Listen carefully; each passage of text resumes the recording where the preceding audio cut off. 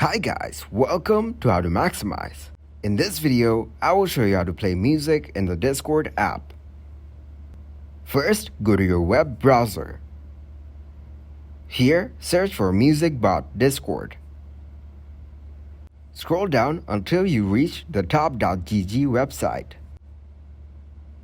Click to open it. Here you'll find a number of music for the Discord app. Now go to the search bar and search for HydraBot. Now you need to tap on this invite button. After this, you'll be taken to this page. Then you need to select your server. Tap on Continue. Now scroll down and tap on Authorize to proceed further. Verify yourself to be human. Authorization has been done successfully. Now open your Discord app. Your HydraBot has been added.